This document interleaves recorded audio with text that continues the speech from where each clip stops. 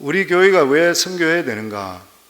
교회 다니면서도 왜 선교해야 되는지 모르는 분들이 있습니다. 자기하고 상관없이 생각하는 그런 분들이 있는 것이죠.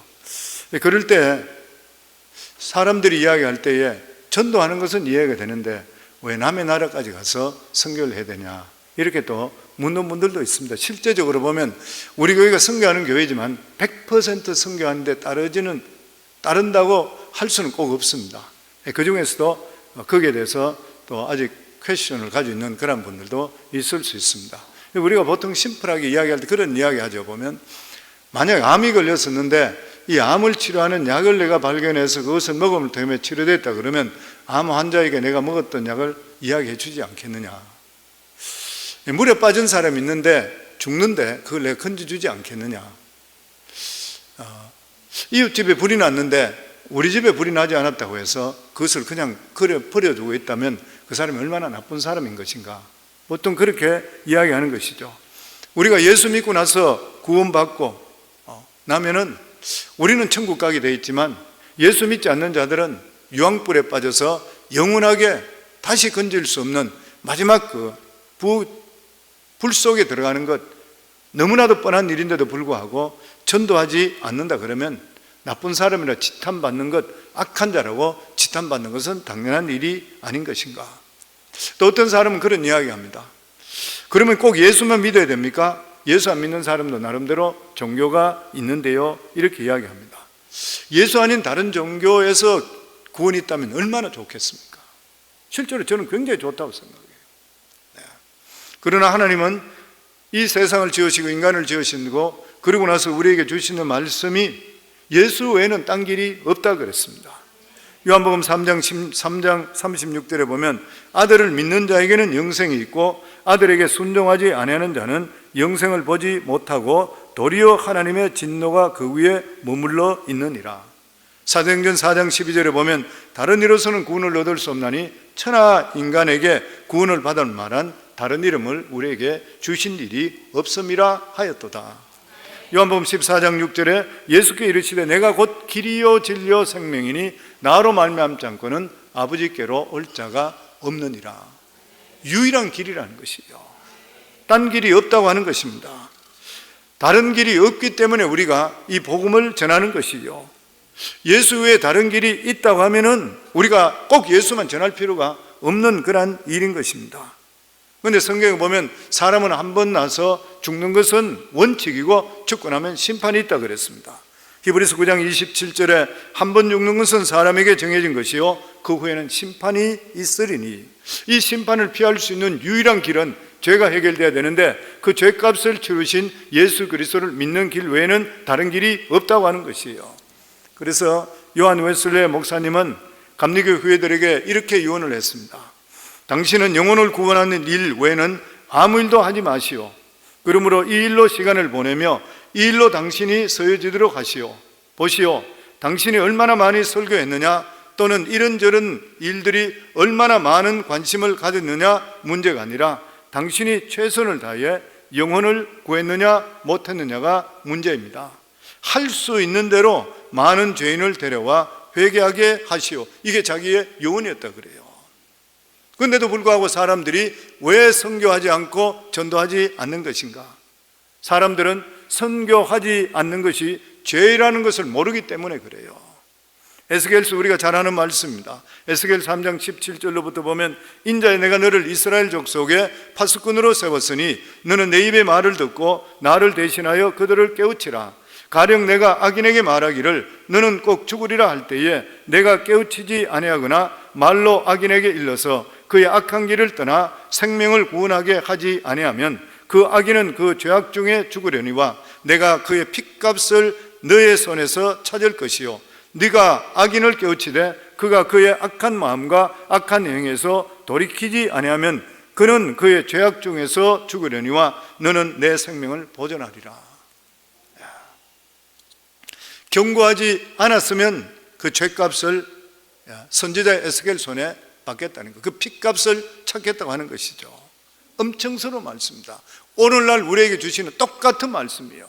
우리가 정말 천국과 지옥을 안다면 알고 있는데도 불구하고 내 믿지 않는 형제자매, 주의 형 친척들, 그리고 만난 사람들에게 복음을 전하지 않는다면 그 사람 핏값을 찾는다는 것이요, 죄악인 것이죠. 그래서 사도 바울은 고린전서 9장 16절에 보면 내가 복음을 전할지라도 자랑할 것이 없으면 내가 부득불할 일임이라. 만일 복음을 전하지 아니하면 내게 화가 있을 것이로다.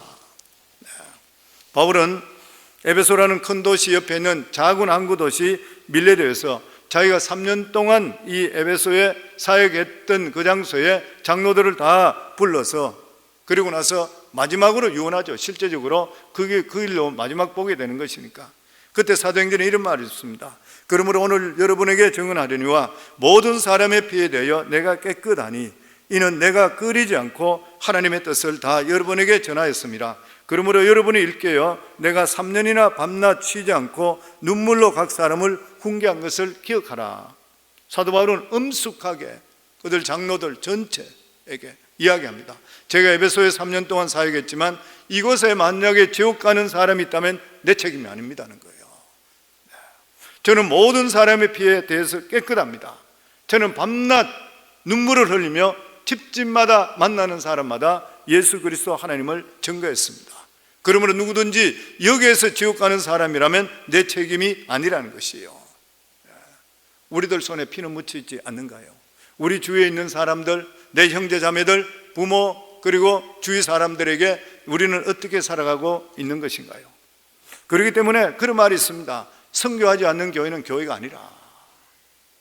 선교학자 제널드 앤더슨은 그런 말을 했지요. 불꽃 없이 불이 없고 선교 없이 교회 없다. 성령 강림을 통해서 교회가 시작이 되었습니다. 성령께 하시는 일이 성도들에게 권능을 주시어서 복음을 전하게 하는 것이요, 성령께서 하시는 일이 예수 그리스도께 하시는 일을 인수받으신 것이요, 예수님은 인간의 몸을 입고 오시기 때문에 한계가 있지만 성령은 영이시기 때문에 시공을 초월해서 역사하시며 우리들을 사용해서 하나님의 뜻을 이루어 나가시는 것이요, 예수님 하신 일이 무엇인 것입니까? 오시자마자 하신 일이 회개하라 천국이 가까웠느니라. 마지막 추수를 위해서 성령을 통해서 교회를 세우시고 우리들을 세워 주시는 것이에요. 그렇기 때문에 교회는 선교해야 되는 것입니다. 그래서 교회는 언제나 선교와 함께 존재했고 선교 때문에 존재하고 또한 선교 통해 미래를 향해 가는 것이죠. 교회 제자 훈련이 있습니다. 제자 훈련은 그리스도의 제자되기 위해서이지 내가 제자 훈련을 했기 때문에 대단한 것으로 영적 엘리트 양성하는 것이 결코 아니라고 하는 것이에요. 그래서 그런 말이 있습니다. 한국의 수많은 교회들이 제자 훈련하고 있는데도 불구하고 믿지 않는 사람들이 인정을 받지를 못한다고 하는 것이에요. 왜냐하면 자기 교회, 자기 축복에 빠져 있기 때문이라고 하는 것이죠.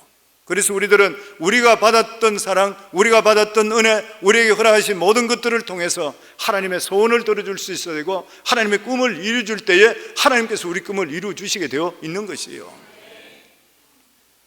마지막으로 선교는 그냥 하는 게 절대 아닙니다. 우리 팀들이 지금 나가겠지만은 선교 뒤에 가장 중요한 일이 뭐냐면은 기도인 것이죠. 두말할 필요가 없습니다. 왜냐하면 영적 싸움이기 때문에 그래요. 아까 간증할 때도 그런 이야기 했는데 영적 싸움입니다. 우리들은 인간인 것이요, 사단하고 싸우면 백전백패 하잖아요. 우리 능력으로는 절대로 못 이깁니다. 그런 말 있잖아요. 예전에 말 나왔듯이 사탄의 IQ는 컴퓨터가 이어보니까 6000이 됐다고. 근데 우리가 머리 좋아 보이 150밖에 안 되잖아요. 멘사 클럽에 들어가 보니까 150대인데 어떻게 사탄을 이길 수가 있는 것입니까? 그렇기 때문에 사탄과 이길 수 있는 유일한 길이 뭐냐면 하나님의 능력을 덧입어야 되는 거예요. 하나님의 능력을 덧입는 길이 뭐예요? 기도잖아요. 기도밖에 없습니다. 그렇기 때문에 저희 교회가, 우리 팀이 저리가 나가게 되지만 이제 열흘 동안입니다. 열흘 동안 나가게 되지만 저희들이 단기 선교 나갈 때마다 출발부터 돌아올 때까지 교회에서는 3끼, 열흘 동안 30끼죠. 금식기도 들어가잖아요. 아까 그런 이야기 했는데 생각나실 때 기도해 주세요. 근데 생각나실 때가 기도가 아니고 선교는 동력해야 됩니다. 앞에 나가는 사람, 그리고 우리 있는 분들은 나가신 분들을 위해서 끊임없이 기도해야 돼요. 저희 교회가 새벽 기도가 그래도 왕성한, 요즘 보니까 팬데믹 동안에 새벽 기도가 좀 줄어들었다가 다시 새벽 기도가 계속 회복되고 있습니다. 예전엔 새벽 기도가 매일 아침에 한 100명 정도씩 1일까지 나왔었잖아요. 근데 요즘 보니까 한 70명씩 이 정도까지 80명까지도 나오시더라고 보니까요. 많이 회복되어 있는 것이에요. 근데 저희 교회에서는 기도해야 돼요. 왜 그러냐면은 저희 교회에서 파송된 우리 선교사님들만 파송 협력 다 합쳐서 160명 가까이 되잖아요. 사탄이 그냥 있겠습니까? 우리가 기도도 아무것도 하지 않고 하면 그 선교사님을 큰 일을 사역할 수 있는가요? 선교사님들도 선교지에서 부부간의 싸우고 이혼하고 사람이 아파서 죽어가고 문제들이 얼마나 생길 수 있어요. 그러니까 저희 교회에서는 기도해야 되잖아요. 이번에 단기 선교팀 가는데 성도님께서는 지금은 우리가 기도를 통해서 같이 동력할 수가 있어야 되는 것이에요. 그래서 우리 단기 선교팀도 시작하기 전부터 기도, 그리고 가는 중간도 계속 기도, 그리고 그곳에 있는 동안도 계속 기도, 그리고 돌아올 때까지 계속 기도. 실제적으로 기도로 시작해서 기도로 오셔야 딴 길이 없습니다. 무슨 일일지 어떻게 알아요? 지금 열흘 동안 가고 있는데 무슨 일이 어떻게 되는지 아무도 모르는 일인 것이 하루 일도 모르는데 기도하셔야 되는 거예요. 그러니까 기도는 뒤에서 우리가 함께 동력할 수 있고 힘을 주는 것입니다. 삼국지 생각이 나요. 삼국지에 보면 조조군과 원소가 싸움이 붙습니다. 삼국지 읽어보면 잘 아시겠지만, 그런데 원소가 훨씬 더 군사가 많았었고 조조는 거기 당할 수가 없었어요. 그런데 원소와 조조가 싸워서 조조가 이겼습니다. 이겼던 그 이유가 뭐냐면은 조조가 원소의 이 군대의 후방에 있는 군량미를 태워버렸기 때문에 그렇습니다. 군량미가 무엇이에요? 기도잖아요. 우리를 지금으로 따지면. 사랑하는 모든 우리 성도님들, 그냥 단기 선교 가는구나 이렇게 생각하시면 안 되고, 가시는 분들이 우리에게는 형제들이고 생명과 같은 분이고 우리 교회 얼마나 귀한 분들이잖아요. 이제 가시기 때문에 저희들은 단기 선교를 보내시고 이제부터는 우리 단기 선교팀들 위해서 계속적으로 기도해 줄 수 있기를 부탁합니다. 아멘. 선교는 우리 복창할까요? 선교는 동력이다. 기도 뒤에서 기도 후원 부분은 이게 아니라, 기도는 우리가 함께 동력하며 함께 나가는 거예요. 우리가 선교는 우리 성도님들 이거 확실하게 아시고, 이번에 당기신 틈들도 갔다 출발부터 돌아올 때까지 은혜 속에 안전하고 건강하고 선교사님의 큰 힘을 주고 돌아오고 그곳에 이 복음의 씨앗을 뿌리고 와서 열매 맺게 해달라고 꼭 기도해 주시고, 기도 제목들 나올 때마다 그 기도를 가지고 기도해 주시기를 바랍니다.